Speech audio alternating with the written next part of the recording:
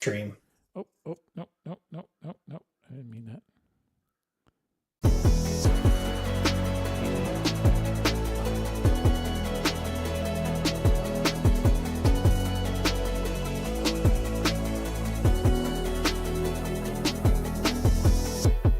Are we live? Hold on 1 second.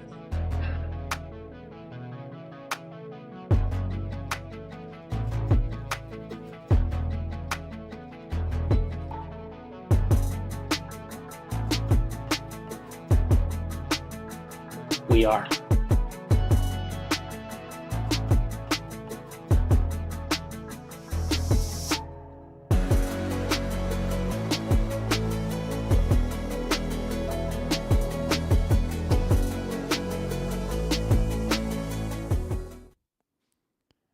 Good day, everyone. Welcome to another episode of Wheels Up Live. I'm ID Bound.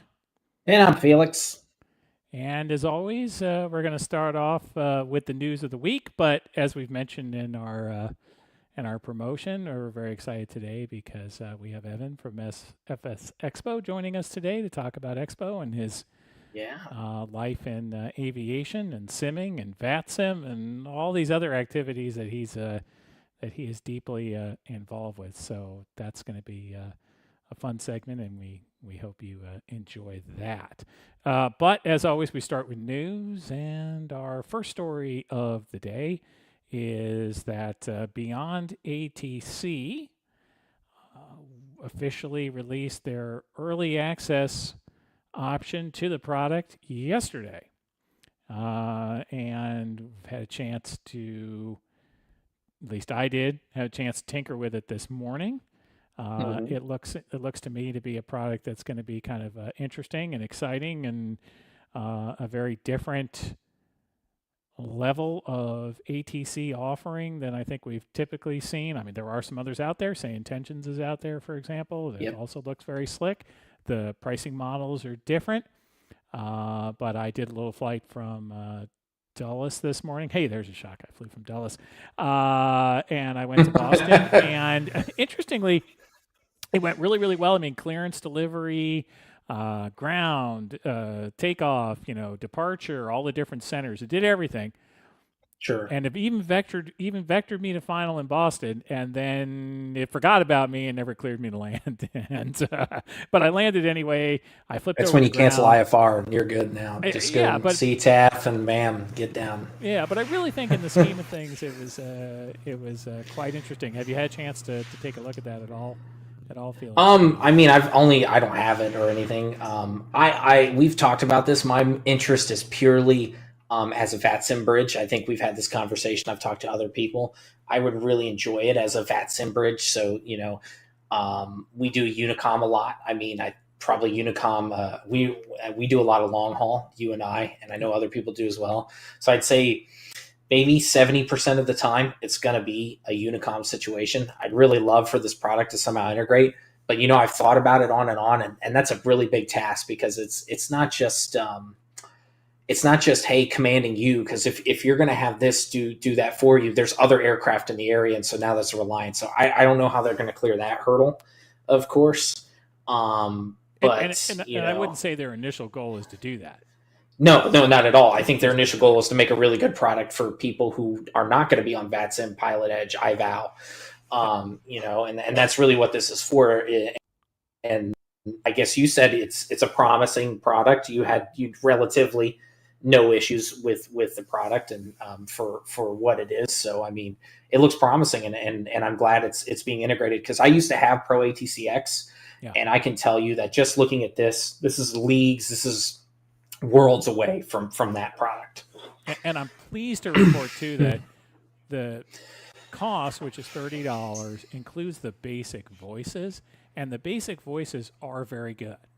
You also get a certain amount of time with the fancier voices that cost them more in terms of AI time, but you can replenish that as you need to. But the basic voices, which are included, are actually very good. And I think that the interface is easy to understand and use, and I definitely think that it's something that appeals to me because I'm not the biggest Sure. fan of, 5 hours on Unicom, and this keeps Sure. that in a different mode. Uh, Sure. I will say I happened to watch a streamer today who was also doing, and he gives this is someone who's a professional pilot, and he was saying, well, hey, it might be a really great tool if you're also learning how to communicate uh, with Sure. ATC. So if you want to get on Vatsim, you want to do events like across the pond or those kinds of bigger Yeah. activities where you now have the experience that you need to do that. So I think that was And that's a good very point, interesting. that you bring that up. This is kind of like a maybe that's that initial step before you go online Yeah. to a VAT sim, or maybe people who maybe are not as confident. They're already on VATSIM. Maybe they're not as confident.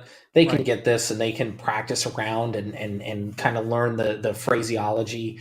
My guess is the phraseology is probably going to be better than some of the things you hear on VATSIM. But again, sometimes real world doesn't necessarily align with what a flight simmer's view of the real world is. So Right.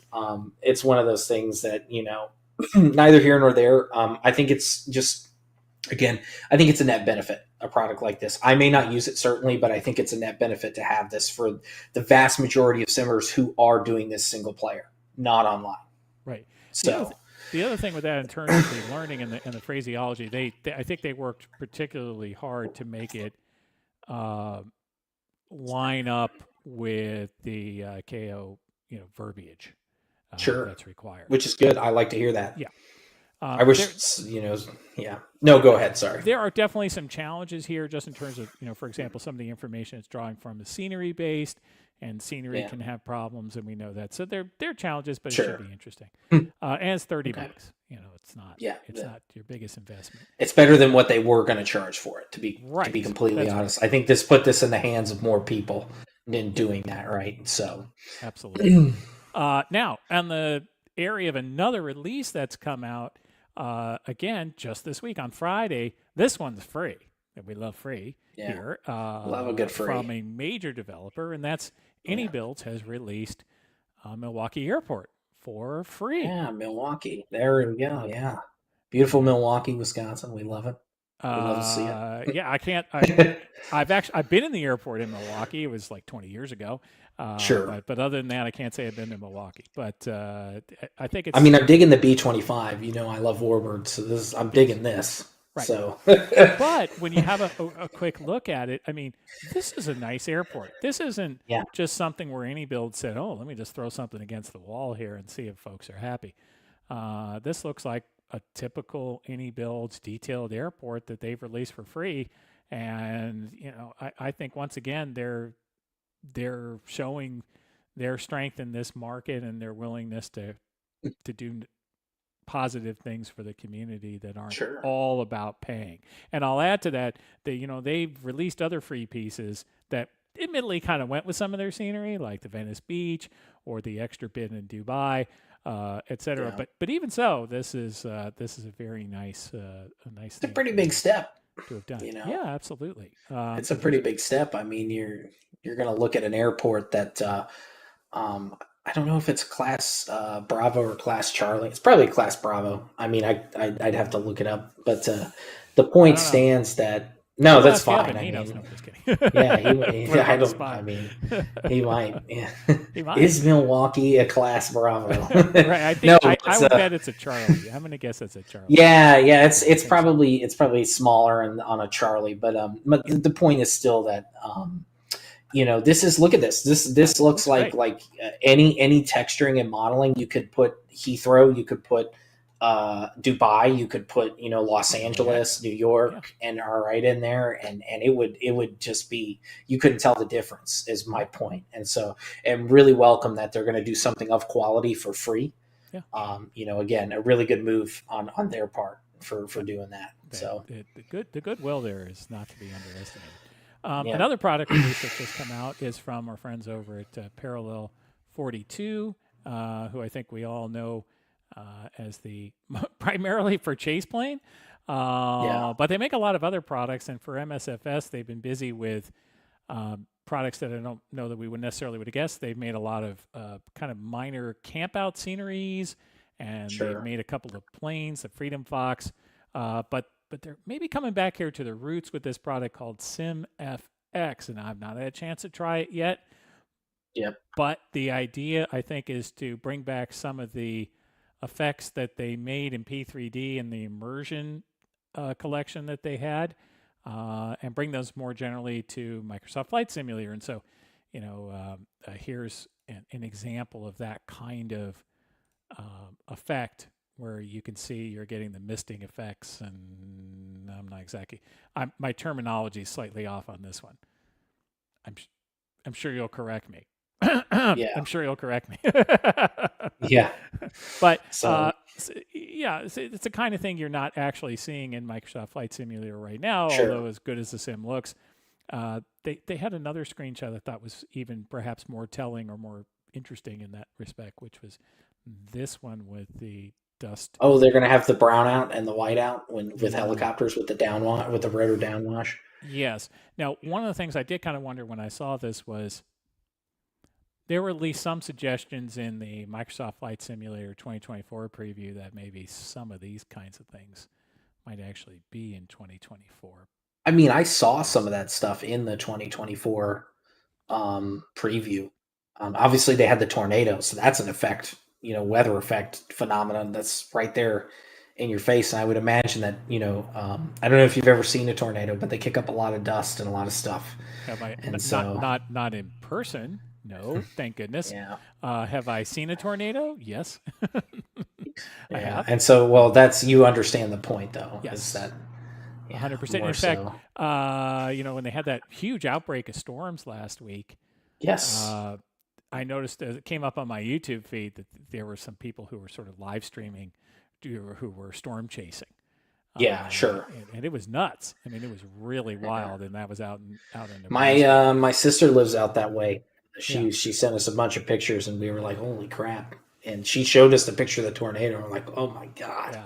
It's like the top 20. It made the top 20 ever through Wow. North Omaha, and so it was Wow. like, yeah, it was a pretty big deal. They were showing it was right near Epley, actually, in the northern part. Yeah. Epley's the airport, if you Yes, didn't I do. know, Yeah. in up there, and yeah, they were showing it, and then it was like, wow, holy moly! So we had another release this week. Now, this is one we haven't touched on before, but Felix, you're involved in this community to some degree A with the little, I'm DCS, more, yeah, sure. and Orbex has Yeah. released a product for DCS. So this is kind of interesting in that there have been some other third party players that have made maps for DCS, but I think the Ogra is the kind of the main one that does some of the 3D. But this is kind of like one of the first attempts by Orbex, at least, to release something. And it's Kola. And so Kola Peninsula being that part where Murmansk is, all the way up into Scandinavia, right? So Norway, Sweden, Finland, right? So that's that whole area. And so the kind of cool thing about this is, especially as we get more of the Cold War vintage add-ons, is you can start having these kind of Cold War gone hot scenarios that you can kind of play out the air war, what that would be like in that area. The Vigan is already in the game, so this is literally the Vigans. That's the AGS 37 Vigan. Somebody fact check, please, because my it's rusty. But this is the Vigan. I know it's the Vigan, and it's its home turf. Because it's a Swedish made fighter by Saab. Or it's kind of a fighter, but it's more ground attack by Saab.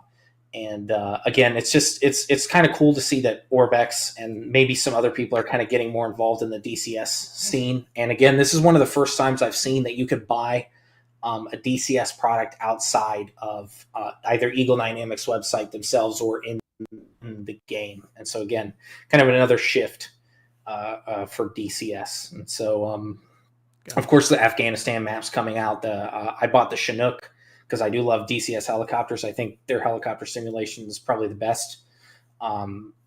So again, it's exciting stuff if you like this. Maybe not everybody's preferred map. I mean, I'm more so looking for a Southeast Asia map, Vietnam stuff. I got a Phantom coming, so that's kind of more where I'm leaning towards. But this is good stuff. More content for DCS.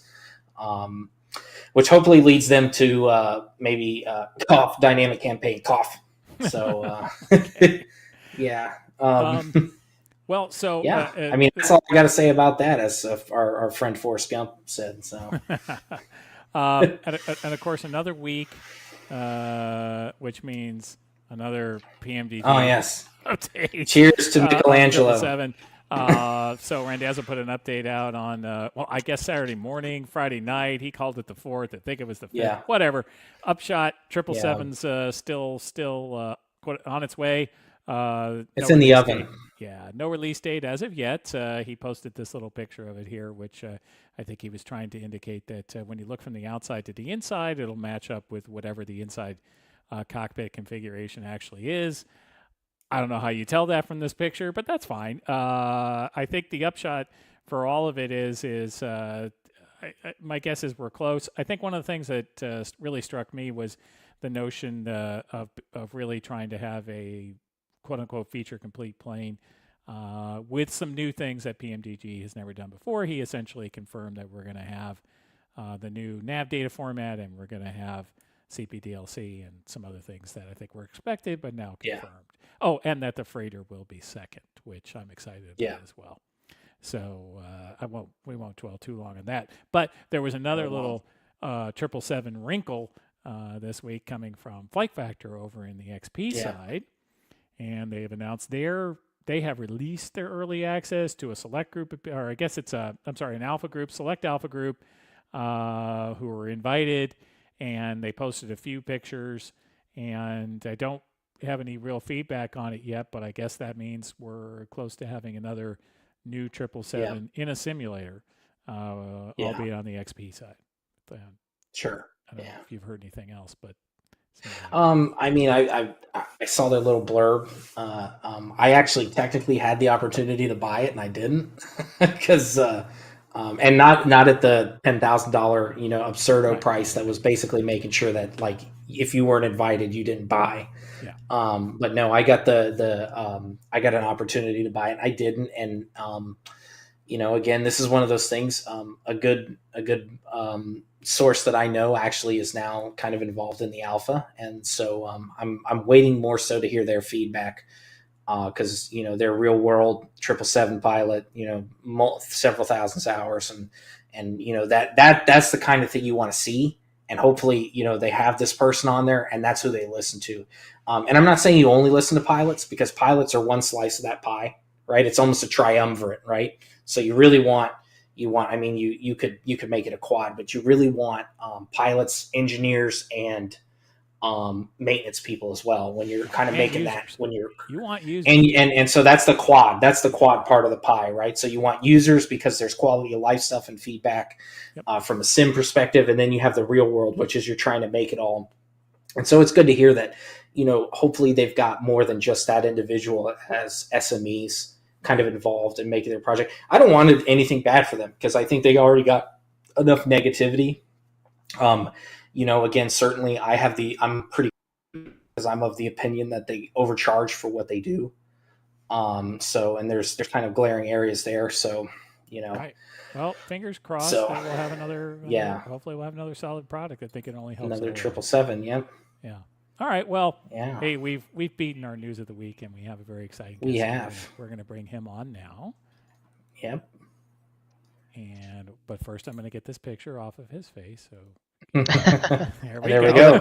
There's a nice, beautiful picture on your face. Yeah, well, the 777 the technology is only so advanced. Welcome, Evan. Thank you for coming on. Welcome, Evan. Thanks for having us. Appreciate it. I know for a lot of you, Evan is a well-known face. If you've participated in Cross the Pond, Evan has hosted the briefings for those. Oh gosh, for around a while now, right? We've done about 6 of them, maybe 3 years, 3 years of them. Yeah. And Evan, of course, is the co-founder of FS Expo. But before we get to Expo, Evan, you're also flying in the real world. Yes. And how long have you been doing that now? A while, I guess. It depends how far back you want to go. I think my first flight in my logbook is like 2006, so it's been a minute. Wow. And what was your first flight? I was probably just a discovery flight in the 172. I think like a lot of people who have done that first one. and no intention of it going any further at that point. But things Mm, have changed since then, obviously. sure. Well, Felix and I have both been fortunate enough to get a discovery flight, but that's it. Yeah. So that's the Yeah. sum total of our Yeah. real world aviation Why? opportunity. Well, it's the opportunity meets cost equation. So I'm working on it, but yeah, 100%. Right, slash time, slash yeah. time. Flash time. Yeah. So yeah, it's the Venn diagram, right? And I need to figure out how to get to the center of it. So So tell us, did you start with simming or did you start with real world flying? I think it's sort of with real world with like that one or two of discovery flight type thing, but really it was the simulator after those couple that kind of just put it all together for me. So as I recall, and this again goes back a couple of years now, I think the parents had gotten me like a discovery flight for Christmas, so I kind of did that. And then maybe that same year or a future year, like they had got me a copy of FSX, and so I was just playing with that. And I mean playing because literally I had no idea how to use it. It was just sort of a video game for me at the yeah, time. But I was doing that kind of thing, and then it was like that part of it that sort of got me back into okay, like well maybe I do need to actually start training for this for real, and then kind of went from there. Interesting. So how long? I mean, how did your actual real world training end up coming to fruition? What brought you Over into a it? long period of time with very many annoying setbacks along the way, which I think is probably what most pilots would tell you, unless they maybe did one of those accelerated programs and just got everything out of the way real quick. So when I was doing my recreational or private pilot license originally, I was also going to college at the time, and so I just remember this like series of like, okay, I'd move out to college, I'd get started with a flight school there, we'd like get really close to getting the private pilot license done, then it would be like March and it's exam season and it's winter and every day is gray. So if you weren't able to actually, if you could finally get a break from the studying and go to the airport, it was like, well, it's too cloudy to go flying today anyway. So I remember it was like 2 years in a row where I had maybe 10 or something straight flight lessons just get canceled because of weather or whatever Oof. else. Then move back home for the summer, and you're like, okay, well, am I going to get started here? But then in 3 months, I'm going to be moving back. So it was a lot of back and forth. And I I'm remember I sure. think there were two chances I had to kind of really get it done, and just weather or factors kind of got in the way. And then finally, once I graduated from college, it was like, okay, I better really make it a serious thing to get this thing done over this summer before I go and start like real world work, or it's never going to get done. So finally, in the Yeah. summer between college and starting real job, or my first real job anyway, got my private license at that point, and then commercial came a few years later. Gotcha. And how'd you make the transition into doing it as a job then? Like, Yeah, so I was working kind of after again college, after getting my private, just as management consulting. So very much a desk job and a lot of spreadsheets and a lot of boxes and lines and PowerPoints, as I'm sure you might be sure. familiar with there.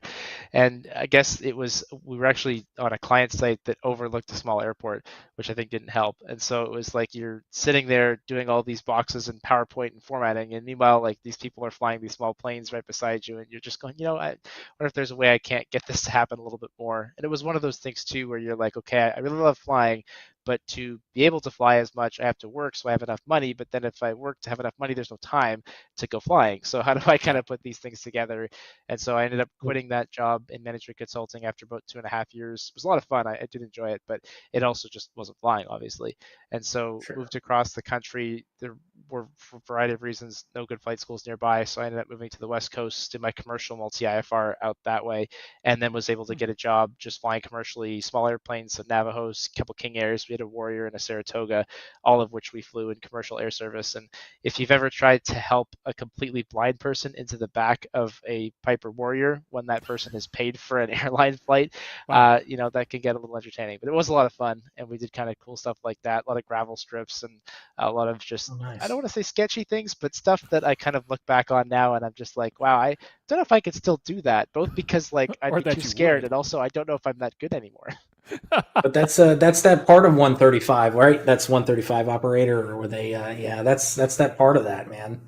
Yeah, That's well, almost a there's just pilgrimage, like at least in that era, it's a pilgrimage. yeah, Wow. And there's just stuff that, there's airports that like you obviously typically wouldn't take too many jets into gravel strips. I mean, it does happen, especially the old classic 737s was a thing that we did. But, there's just stuff in the kind of like Part 135 world or the charter world, the cargo world, especially within, a Navajo and a King Air, where you just kind of have to do certain things that are like, well, it is legal and it is safe. It's maybe not the safest course of action, but it all meets the criteria Yeah. and it's kind of what the job is. So it's interesting how different that kind of flying is from flight school and how different it is when you've gone from being a student or being somebody who's just done your solo and you're renting an airplane to the flight school, where they're obviously very much focused on these are the weather requirements, and if it's greater than 10 knots of wind, you're not going flying today.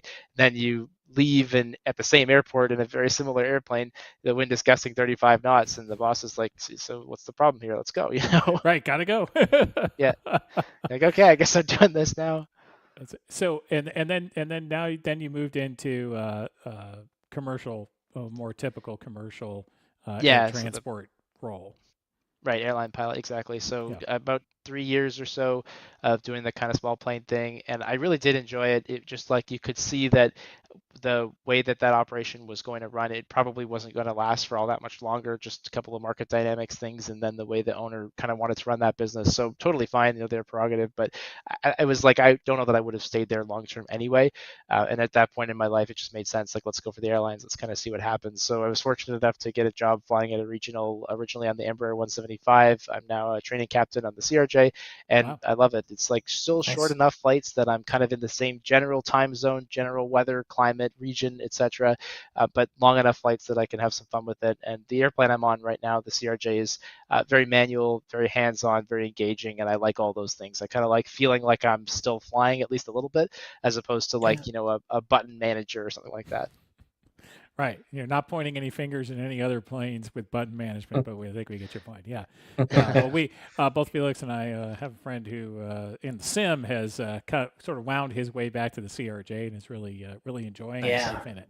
So Yeah, I I mean, think we it's not the understand most that. comfortable airplane if you're a passenger. I'll be the first to admit. And even for us up front, it's Yeah. a little tighter than the Embraer, and obviously a lot tighter than, say, your Airbus cockpit would be. Very similar to the Boeing 737 cockpit, though. But it's just the kind of flying that we get to do, and kind of the lifestyle that it gives me is what I'm looking for. So that's worked out really well for me. Oh, that's great. Is that a jab against the 737? Just Yes, it was. No, it is. It's cramped up there. it I've is. fortunately been up in the 737 cockpit, and I'm not the slimmest person on earth, and it's pretty cramped. So yeah, Turns out I when you like understand. design something in the 1960s and you don't look at it again from that number of years, yeah, things look a little bit different, I guess, today. I don't know. Well, that Trying to same jam a lot of fuselage, things into place. yeah, that same fuselage cross section went across what 4 different airframes. So I mean, yeah. Yeah, yeah, it's interesting. Yeah. And so do you think are there other planes that you'd love a chance to fly then, or are you really are you really enjoying the CRJs? Yeah, I mean, it's sort of more, I think, the lifestyle than the airplane Yeah. specifically for me, and I think a lot of pilots would say the same thing. So it's not so much about like what particular type of airplane do you want to fly, but what kind of flying, what kind of routes, what kind of lifestyle do you want to have? And right now, this airplane gives me that. And if that was to change at some point, I think there would be things that you like about the old airplane, things you like about the new airplane, but it's Sure. more, I think, the lifestyle that's important. At least that's my perspective on it. And I think different people would tell you different things, but that's where I'm at. Well, a couple of our acquaintances, friends who are doing the real world side or have retired from the real world side, I think they would mostly say the same thing you just said. It's Nice. mostly a lifestyle question, Yeah. not the Yeah, plane there itself, as long as they're getting to nobody. do what they I like doing. think I think it's a very flight sim nerd thing to be like, I want to fly the 747. No, I'm being dead serious. I Oh think, yeah, and I think it needs to be said. Like I watch somebody who I know is trying to go through flight training say they would never fly the 777 for money, and I'm like, are you out of your mind? If you not if you get a CJO from United, you better take it. I mean, that's it. That's like that's not how that's not how this works. Like at the end of the day, you got to put food on the table, and like you said, it's a lifestyle thing too, right? And so sure. all those things factor in. And if that's on, whatever, if it's a CRJ, like you said, then that's what we're doing. Okay. That's pack your bags, whatever. We're going to wherever I'm going to go fly the CRJ. And I think that that's something that a lot of people that maybe don't know people or don't have any experience firsthand or even secondhand in that. They don't really understand kind of the dynamics of how those decisions are made.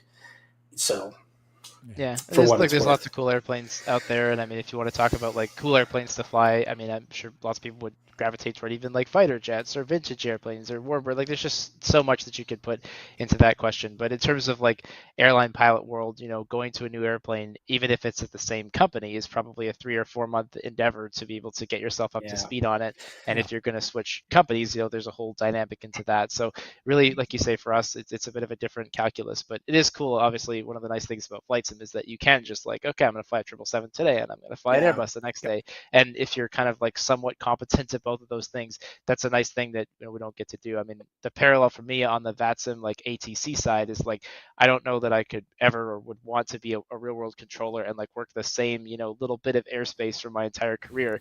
But it is Right. a lot of fun to go from one day you're a tower controller, one day you're an approach controller, one day you're a center controller, right? So I think there's a bit of a parallel there. sure.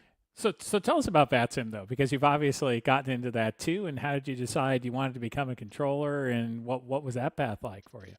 Yeah, I mean, I think since pretty much the beginning of flight sim for me, like the air traffic control piece and this just the general community that kind of gets built around it has been really important. So back when I was flying in FSX way back when, the thing that you did was you went to like the GameSpy world and you could like join multiplayer servers, and some of them were actually like pro ATC servers if you remember those days, and somebody who may or may not have had any experience controlling virtually or in the real world would be up in the tower and would be giving instructions and stuff like that. So I think that was the first part of me getting involved with any kind of virtual ATC, and then it grew from there. I happened to find this group that was based in Boston, got into controlling with them originally. That group ended up becoming part of Vatsim, so that's how I Hmm. officially became part of the Vatsim Boston group way back in I think 2015 it was, and pretty much just have been loving it ever since. And again, for me, like the controlling is obviously a ton of fun, but the bigger thing is just there's a really cool community of people that I've met that happen to work that same group of airspace. And so we've been able to meet up many times, usually like 5, 6, 7 times a year. We'll get together and do some kind of a live controlling event where like we do a few hours of controlling and then we go and hang out in whatever city we Right. happen to Have a be good in. time. Yeah, and then of course, Flight Sim Expo, we see all those people. We do an annual event called Boston Tea Party where there'll be like 40 or 50 of us that actually get together and we do 7 hours of controlling live, and we pretty much staff up the entire airspace. So it's like definitely the controlling is fun, but also just the people that you've kind of met. I guess it's like the equivalent of being part of a virtual airline or something like that, where Yeah, you've just got this community of people to hang out with, and it's like, yeah, we'll go control some airplanes too for a little bit. Yeah. And one of the things that I don't know if people realize as well is that at Flight Sim Expo, VATSIM did some live controlling from there too, Yeah, and set up like a little war room. And it was kind of interesting, fun experience yeah, to see what they were up to there. And that, similar setup in Vegas, I yeah, think. yeah. Which sort of brings us to Expo. So you obviously, found this community in Boston with the controlling, and how did that maybe get you interested in starting Expo, if it did? Yeah.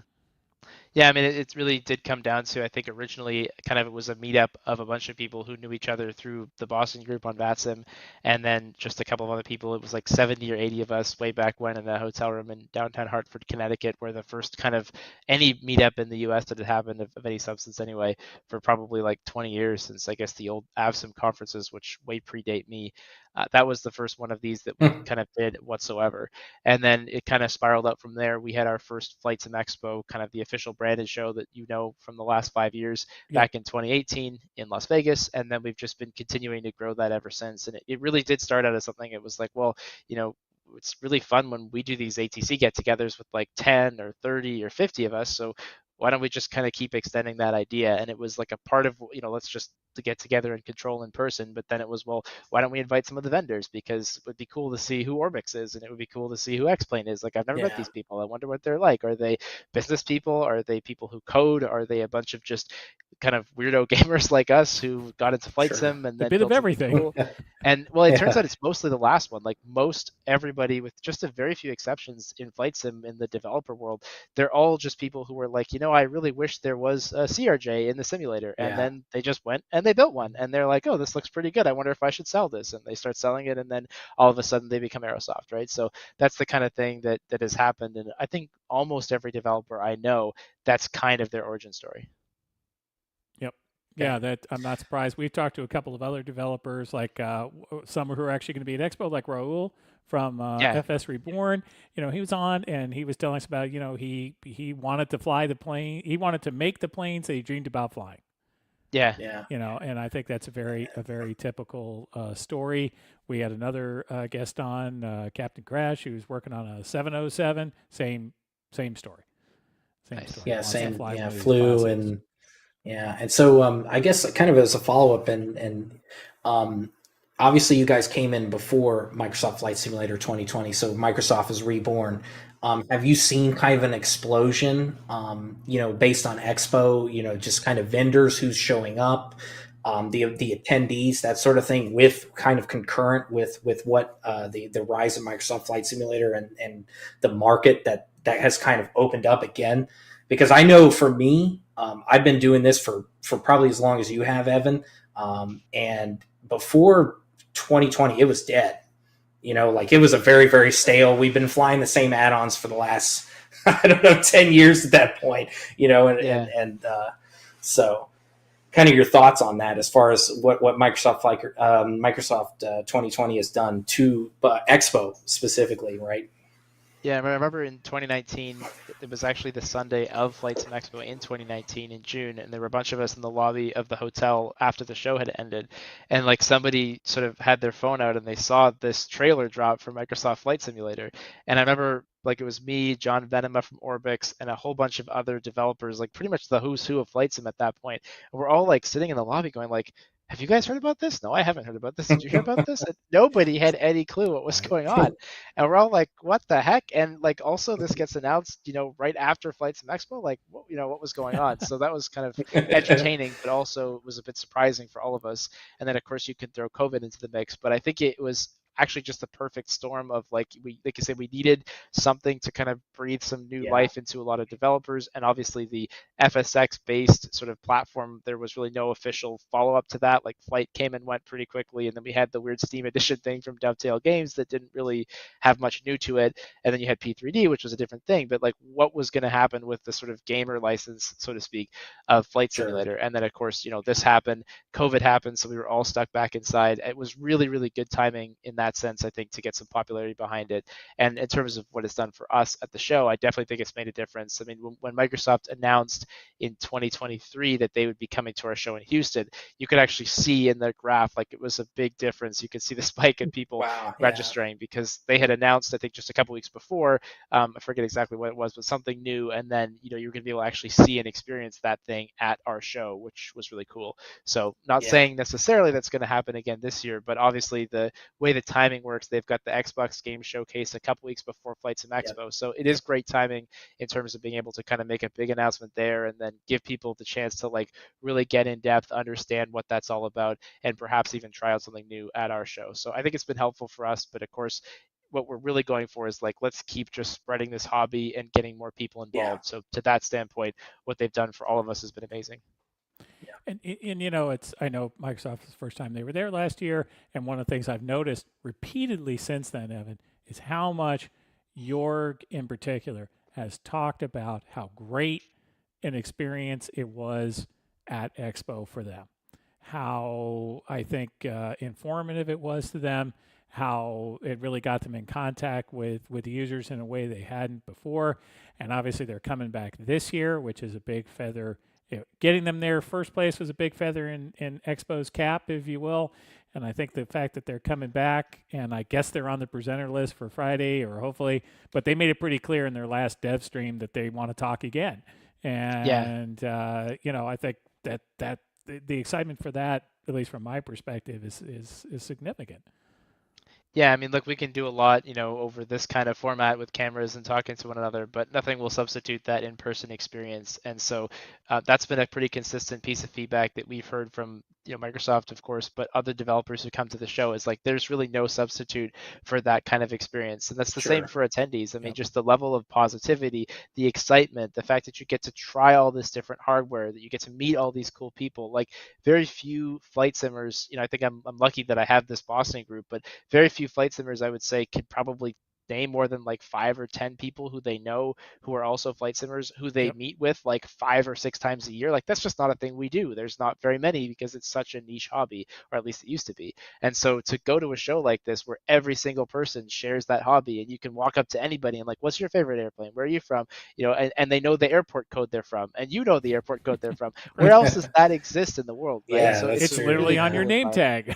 Yes, Yeah. yeah, which is of course why we did that, right? But Yeah. that's exactly what we're going for. And Yeah. like anything on the internet, every now and again, once in a while, you get the odd negative comment, right, in Flight Sim every now and again. So when Oh, you look at negative that comment in online, flight sim? No. yeah, I know. So you look at that online, right? And then you come to the show. I think some developers maybe come to the show expecting that they're going to get that reaction, that yelling at, that trolling. And it's like that doesn't exist at the show. People are No. so nice, people are so happy. If they're giving you feedback, like they want to share how happy they are about the thing that you made. They're Sure. not here to really, critique you. But in the same Yep. way, if there is something like valuable, that's where you get that kind of valuable feedback from somebody Yeah. who's clearly connected with you, empathized with you, has tried your product, and they're going like, here's an idea versus like, you suck. You know, the one person, I'll just throw this out there because we obviously he's like he's just it's Rob Randazzo. That is the one person I have heard, and Dulles here has said it as well. That like the forum Rob and then like the Rob that people meet and the Rob that people see on the Yes. QA are like it's a Yes. totally like night and day thing, and it's kind of funny that you mentioned that like you think there's trolling or whatever. I mean, I think it's a lot of like you don't have the internet veil anymore, so like you you have to see people face to face, and like you're not going to Yeah. be you're not going to speak in the same manner as you might on the internet. But other than that, yeah, no, that's good to hear. I mean, I haven't been to an expo. I kind of kicked myself in the foot because you guys had it in Orlando. I'm from Orlando, and I live I live really close to Orlando, and I didn't go, and that's on me, right? So.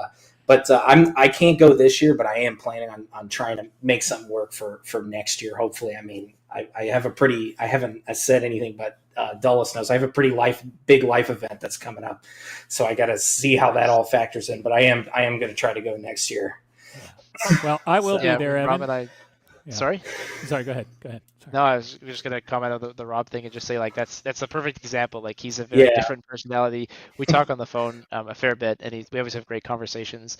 And he does mhm, so much outside of flight sim, it's crazy. But anyway, yeah, very different personality from the forums to what you hear on the phone, and then yeah, as well in person. So we had a lot of fun. He did sponsored the captain's dinner last year, so he was able to give us some of his flying stories. And it was intentionally not a PMDG thing. It was just like, here's a guy who's done a lot of really cool things in airplanes, and like let's just talk about that a little bit. So I thought it was a really cool story, but you don't get to see that side of people unless you come out to these events and you get the opportunity to meet them and you get to listen to them, show off their work. I mean, what I love about Friday at our show where we do all these product announcements is it's like you get a creator who's made something that's really cool for the simulator, and they get to talk about it, and you see how passionate about what they yeah, Yeah. made they are, and you get to see the reactions of people live in the room, and they get to see that. So if they, put something up on the stage and they think it's the biggest piece of their announcement, and people are like, oh, whatever, and then a minute later they talk about this thing that they're like, well, then there's also this feature, and people are like, whoa, that's a feature, that's cool, right?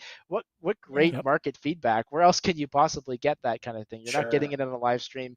Yeah, you can do beta tests, but who knows who those people are? I mean, this is just the best way to like show something, put it out there, let people react to it, and then of course you just continue to evolve and build your products based on that. Yep. And I have to Yeah, say that I thought the Friday session last year was excellent. Oh, nice. It was really fascinating. It was a great lineup. There was a fun mix of people talking live, some little video clips from a couple of folks, including one of the products we mentioned earlier today. I mean, Beyond ATC Yeah. made a real splash with yeah, their video that they put out that I thought was a real stroke of genius and got me thinking. I want to go look at their booth, and I did, and I tried it out, and and so on, and have been tracking it ever since. And I think that those opportunities are really really important. I'm sure for the developers, but also for the community. And actually, one of the things that you mentioned in here that I think is important is we talked a lot about software. Obviously, that's a big part of it. But one of the other nice little things is a chance at Expo to do something like put your hands on some hardware that Yes. you otherwise may not see. And just Yeah. just a way for people to see. So like here's a little scene from the Thrustmaster booth. And I can tell you last year they had virtually, every single flight sim thing that they make at the booth, and they had their hardware developers there talking to people, taking on feedback about the products, and also, I think, talking more about what the products actually can do and the design decisions that they've made on them, which I thought was really a fascinating booth to be in.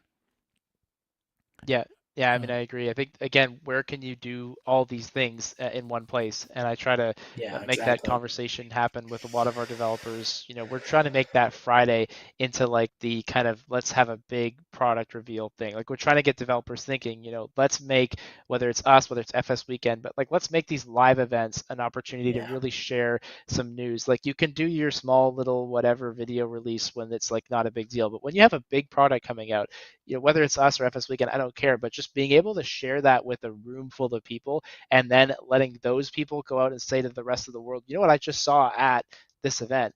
That's a yep. really powerful thing to be able to have. And then again, Yeah. something like Thrustmaster, great example. Like how often do the people who make the flight controls at Thrustmaster actually talk to the end user? Probably not that often. They're Not that like they much. don't have a Discord as far as I know. They don't have a forum really. I don't think so. I'm sure there's a mechanism for feedback there, but nothing will compare to I'm standing right beside you. I'm using the thing that you made, and here's the thing that is giving me trouble. Oh, that's cool. I can actually fix that. Like that would be an amazing outcome, and that's happening every time people come to our Sure. show. Yep, and some of these are very elaborate. I mean, like here's I believe this is Galarkey. They're Yeah, the they're A320. basically Yeah, bringing a whole A320 I cockpit know. in there with them. So, I mean Yeah, that's just an example of the kind of thing you might see. One Flight of the deck other things I solutions think is win. guys, one of the other things I Flight think is deck kind of solutions win. exactly. Yeah. Well, FDS, here we are. Yeah, Evan, you're going to work on that and bring flight deck solutions. I think Sure, I'm just kidding. they're I'm out of the just kidding. consumer space. I think No, like they're they're just not. Are doing they commercial really? stuff They're now. not. They're out of the simmer space. They Yeah, they are doing yeah. all I talked to professional. Peter like usually once a year because he's not far from me actually, and I keep saying like I understand that you don't want to sell to consumers, but like the consumers that you might ever consider selling to are coming to Flight Sim Expo, and like Yeah, there's nobody making Boeing products in North America except you, but their business is elsewhere, and look, I get it. I mean, it's a lot easier yeah, to sell to somebody who's willing to pay you a couple $100,000 and probably not have a whole lot of support requirements, or if they do have support requirements, they're willing to pay for it, than like your end user who's like, well, this plug didn't go into this, so I want somebody to come to my house and fix it. And you're like, well, that doesn't really work at the price point that we're trying to sell it to you for. right. Yeah. Although I guess if you're willing to cough up the couple 100,000, perhaps they will. I Yeah. So I bought a couple of when they were still doing stuff for Oh, here consumers. he I bought a goes. couple of really Here old he goes. FDS Oh, look at that. 747 pieces that are kind of behind me here. And let me tell Yeah. you, now I've had a little email with them, and they're very nice. But like you say, they're really not supporting it anymore. And it turns out, and this isn't really an FS Expo item, but could be down the road.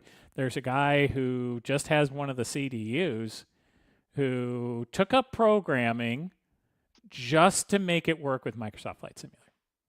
He That's literally funny. taught himself how to program, and he has since made a whole thing to make all of this, a lot of this stuff work to the point where somebody who has a full like 737 cockpit of FDS stuff from back in the day is using his little freeware piece to make it run. And it's that kind of inspirational piece. This is not a pay item, but it's that kind of inspirational piece. And you could add fly by wire in there. I mean, they come to the expo and they're doing it all as a volunteer operation. Yeah. So it's not just paid products who are there too, and there's also some opportunities that people are really giving their time to do things like come into a workshop, for example, here, and get some hands-on. building something for your flight sim. Yeah, exactly. I think and you said you're registered for the X-Plane one with Austin, right? Yes, I am. Yeah. So that was, I mean, I thought that was cool. We're talking to X-Plane and we're like, what can we do? We're always looking for these, like you say, hands-on things for people to be able to come and try something new at the show. And so I think it was Thompson's idea was like, well, Austin will actually go to like local schools, high schools, stuff like that, STEM education, and he'll run these workshops where he actually walks students through how to build airplanes. Like, do you think that would be interesting to flight simmers? And I'm like, do I think that Austin Meyer running on how to build airplanes for a bunch of flight simmers? Yes, yes, I do Yes, think yes, that it would would. be interesting. The That's an answer easy is one. yes. Took me about 5 seconds to decide that. So fortunately, MSI Computers is donating a bunch of laptops, I think 25 or something like that, either locally or Wow. donating us some laptops. So everyone who's in the workshop will have their own laptop with X-Plane on it. Thrustmaster is donating the flight controls, so you'll be able to actually try out these things. And then in the workshop that you're doing, Austin is like literally, okay, let's build an airplane in X-Plane. I think there's one on scenery and one on 3D modeling as well. But you'll be able Yes. to actually literally build that stuff right there in the simulator, which is cool. And so for people who are at that level, then there's the option for you. And if you're somebody who's absolutely brand new to this hobby, we've got other things like a show floor walkthrough tour and some seminars that are dedicated to how you get started. So we're really trying to give people, depending on where you are in your kind of flight sim journey, or if you're a real pilot who maybe is looking to use this for training, we're trying to give you something that will be meaningful for you to take away from this show and really make it worth the experience in and above all those other things that we just talked about. Which actually is another thing that I wanted to talk about with you a little bit, which is the additional activities. Because Mm-hmm. one of the most fun things last year was, and I thank you, Evan, for giving me the heads up when a spot came up, was being able to go on the airside tour at Houston Intercontinental. Yeah. It was a great experience. The people at the airport were fantastic. The organization that you put together for that to make sure people had the buses and they knew where to go, and to make it smooth as can be was just extraordinary. And I mean, we got to be out on the tarmac, feet away from I still can't an believe that. I know it was great. Atlas Yeah. 747, and then there was a whole group that definitely wanted to walk over to the MD-11, so they went over there.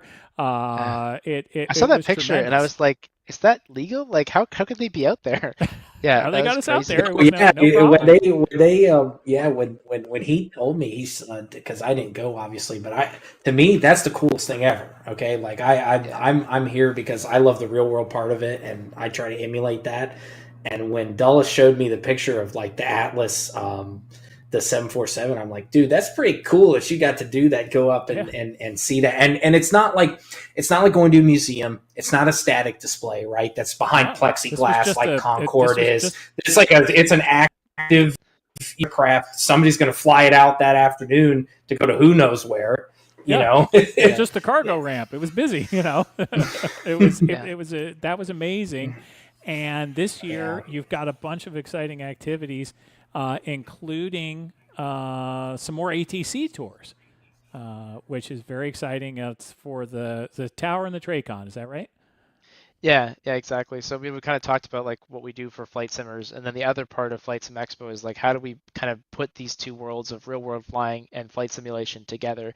And you'd think that would be easy, and you'd think that a lot of real world aviation would be interested, but it's actually not always the case. And so when we find a jurisdiction like Houston that's willing to do what they were able to do for us, it does take a lot of prodding. It takes a lot of asking. You have to find the right person. You have to really convince them, and you're like, no, these people are really serious, and they're like, Yeah. well, like, do they know about airplanes? I'm like, yes, they know about Oh every yeah. airplane. Like, you can ask them questions and they'll know more than you about airplanes.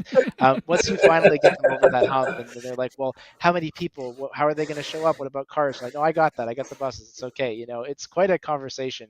But when it all comes Sure. together like that, it's really cool to see. So that was really nice that Houston Yeah. was able to do that for us. And obviously, that's a thing we are going to keep trying to do every year just to help everybody, on the real world side, understand what we do and why it's cool. And then, of course, on the flight sim side, to give us access to places and airports that probably we shouldn't have access to, if I'm quite honest. So that was really cool to be able to see. Right. Yeah. This year, Yeah. fortunately, the Tracon and Tower, which are at the same place right at the airport there, were very accommodating of us. And so the conversation kind of started like, hey, if I wanted to have a group of 10 people, like, would that be cool? And they're like, well, I guess. And I was like, so how about 150? Would that be cool? And they're like, we'll think about that a little bit. And with the we're able to get a bus that could just basically loop back and forth, and we were able to get them to agree on a group size and worked it out, and they were really quite accommodating, very friendly, very easy to work with, and they were really happy to have us. Like, they're actually excited about this because Oh, that's for great. air traffic controllers, you don't get to meet a lot of people, I guess, all that often. They love doing these kinds of tours typically, but here we have a very unique audience of people who like really get it, maybe more so even than your average general aviation pilot, or frankly, if you fly on Vatsim, you control on Vatsim, you probably get it more than your average airline pilot, speaking of some of the people that I end up talking to on a regular basis. So they'll really enjoy our group. But again, it does take a bit of kind of just like, here's who we are, here's what we're trying to do. And usually the facilities are really accommodating. So we're excited to have those tours going on the Friday, on the Monday, and then all the way through the weekend. We've got all kinds of different, as you said earlier, kind of a menu of what Vegas offers, from the Mob Museum to going and renting a bunch of bulldozers and driving some dirt around in the Right. parking lot. And then we've got some of the things happening at the Rio, like a good discount on the Penn and Teller and Comedy Cellar, two of the shows happening on property there. So, I mean, personally, like, I feel like there's already so much going on at the event that I'm like just tired by the end of Thursday, never mind the Sure. weekend. But if you're somebody who's like, we did get feedback before, people kind of saying like, what do I do on Saturday night? What do I do on Friday? How do I kind of make friends at this show? These activities are kind of a response to that. And it's like, well, here's a bunch of really cool things that you can do with a bunch of people who are just as passionate about aviation as you are. So if you are looking for that, here it is. Yeah, and there really is a litany. You mentioned the bulldozers. You can go drive some supercars.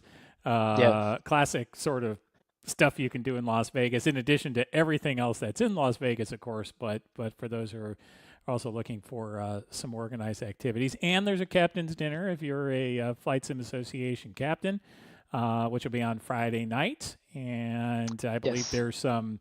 You get in a I think it's any builds product of your choice and some other fun swag and chances to win stuff. Yeah. And are is there a speaker plan perhaps, or you're working on that? Um, Probably me and Phil this year.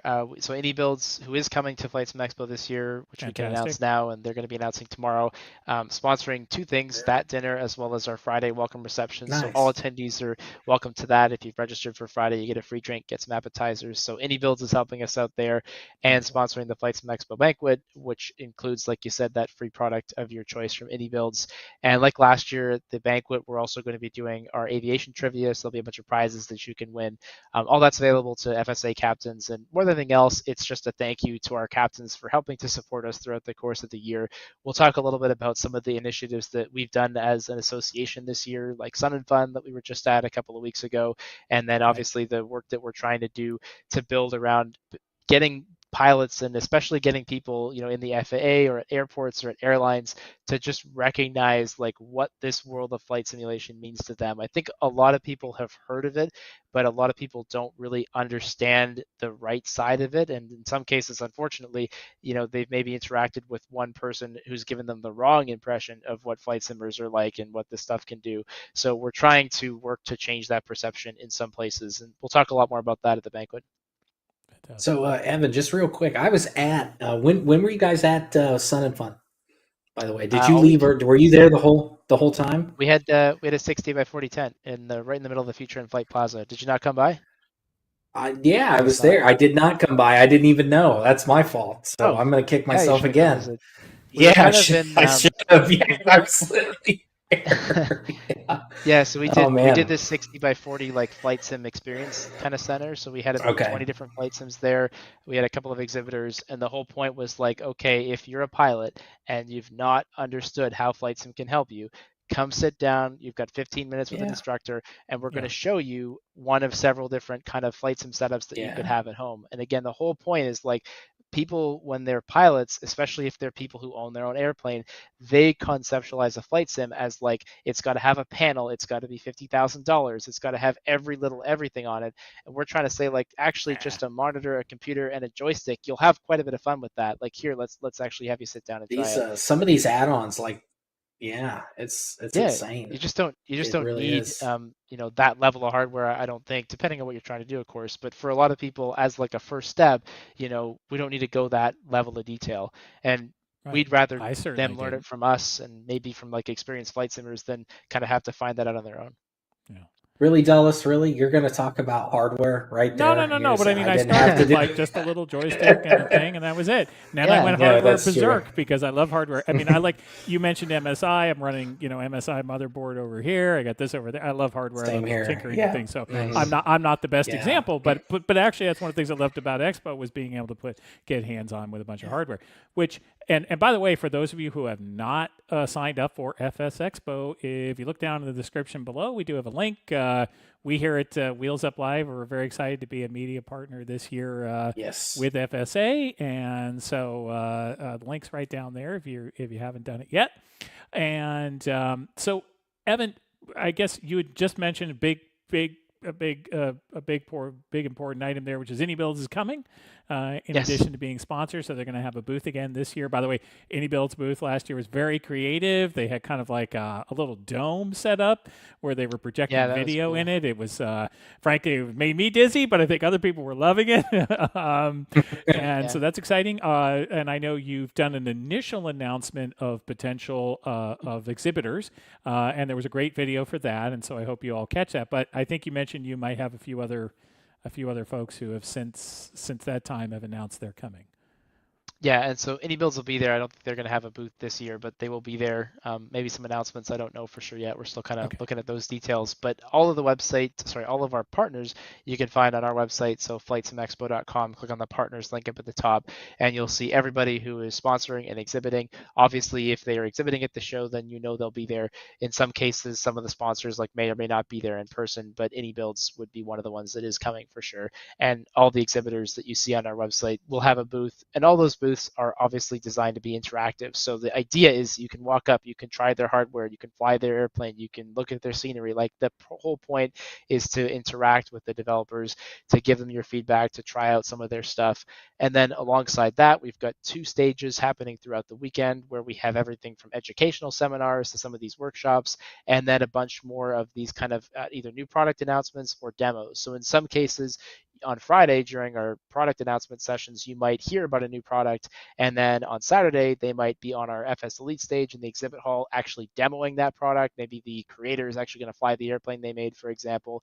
And then of course throughout the weekend you can go to their booth and try it out. So that's kind of, if there's somebody who's got something big to announce and they're doing Flight Sim Expo the right way, or at least the way that we would recommend, that's kind of what they're doing at the show. So you'll see plenty of developers who are following that model. It's going to be. I think it's going to be another great show, shaping up very It nicely sure from is, all the yeah. things that I've seen up to this point. So I guess one of the other questions that we have for you is that this is a big undertaking, FS Expo, and I remember last year you had a real army of volunteers. I just want to say the way you put that together is fantastic. I hope you have as many great people as you did last year because to a person they were all terrific. Oh, me too. We just sent out our initial call for volunteers like about an hour ago, so I've got some emails just as we're talking with people who are kind of offering to help out. But I totally agree. Those are all mostly people who I know through flight simulation. In fact, I guess they're all people I know through flight sim, mostly through BVA or people who've come to the show in the past. And they really are just like people who would come to the show anyway in most cases. So they've registered, they've made their plans, they paid their own way, they paid for their hotel, and then on top of all that, they're like, hey, I don't mind sitting at the registration desk for a couple of hours on Saturday to help you guys out. So that's who they are. And I think that's why they're so good, is because they're actually flight simmers and they actually get this stuff. And it's not like we've hired an outside agency to come in and bring in the staffing. Like they're just legitimately passionate people who love flying, who love aviation, who can help. If you have a question about flight sim, they can actually answer it. So we obviously love that part of the show and would have no way of putting it on without that army of amazing people who come in and help support us every year. So there's a group of them that actually work with us year round. And then, of course, there's the larger group that you see at the show. So if anyone's watching, you're registered for the show, you want to help out, now's a good time to drop me an email and you can get one of those red Flight Sim Expo volunteer shirts and join us at our appreciation dinner. And that's about all the thanks you get, except for people like you guys who are willing to acknowledge them. I appreciate that. And again, they do amazing stuff for our show to make it happen. 100%. They were stellar, absolutely Yeah. stellar. And so with that, Evan, I think we we've come up on our hour here. And is there anything that I have left out about Expo that somebody needs to know? Hopefully everything's on our website, but if not, of course, you're welcome to find me in Discord, ask us a question there, shoot me an email, give me a call. The website is flightsimexpo.com, and as you mentioned, there's a link in the notes for us to be able to just get people registered for the event. There's details there about our hotel discount, which is getting close to being sold out, by the way. Our discount with airlines, we got 3 major airlines, Delta, United, Southwest, that are all offering discounts to Flight Sim Expo attendees on your airfare.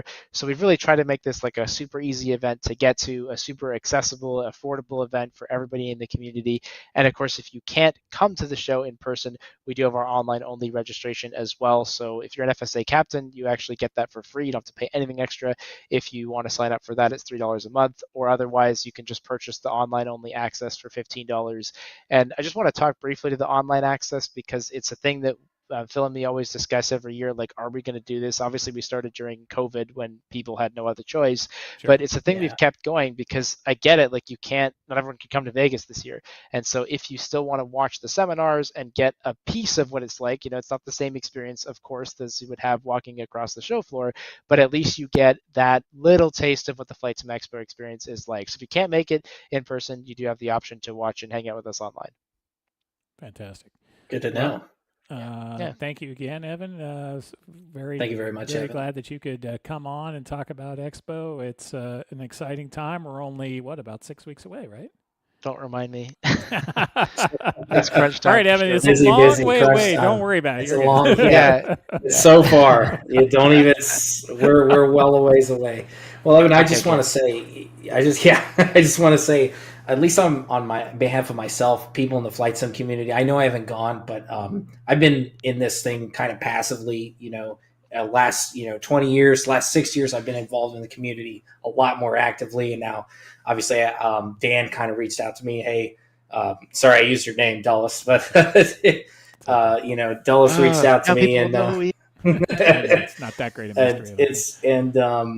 Dulles reached out to me, but my whole point is I really enjoy that you're trying to bring the real world into the flight sim world, because that's something that one of the goals of this podcast is we try to get a guest like you, like a Captain Crash, people who have, they either started out, maybe necessarily first thing they did wasn't necessarily flight sim, but they started out in flight sim and their careers. We had Hawks on. Hawks is a fantastic example of somebody who started out on Vatsim, flight sim. So on behalf of what you're doing with the Flight Sim Association, with Expo, and just doing the things that you're doing, thank you very much for kind of the thing you're providing to the community. Obviously, you saw a need and you're meeting that need. And I know that it's not something that, it's easy of this magnitude. So, on behalf of people in the community, greatly appreciate it. Thank you very much. Thanks for letting us. Very nice of you to say it. We'll look forward to having you on whenever you'd like to come on. The door is always open. Happy to come back and chat more about Expo. We could do a little debrief if you want, or we could talk more about real world flying if you have any questions about that. Absolutely. Any sim related, Vatsim related questions.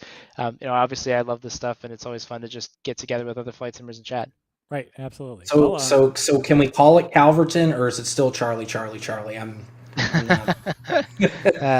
And make sure you say hi next time you fly into Boston there, Felix. I will. Or when we're at Sun and Fun together and you don't even come no, definitely. I can't believe that. No, so I knew X-Plane was going to be there. I didn't know that it was a whole thing. So that's on me. That's mea culpa. So okay. I'll wear that. And it's a pretty big show. Yeah.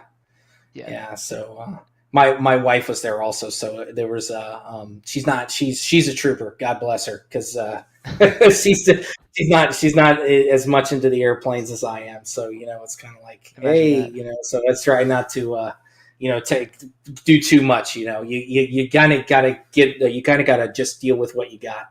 So absolutely. Yeah. All right. Well, thank you, Evan, and thank you very much, Evan. Back on. That'd be great after Expo. Find out. All right. Sounds good, guys. Thanks again. All right. All right. Take it easy. Yeah. All right, everyone. Well, thank you again for joining us here on Wheels Up Live. I'm ID Bound. And I'm Felix, and it's been great. And we'll talk to you next week, hopefully. Talk to you next week.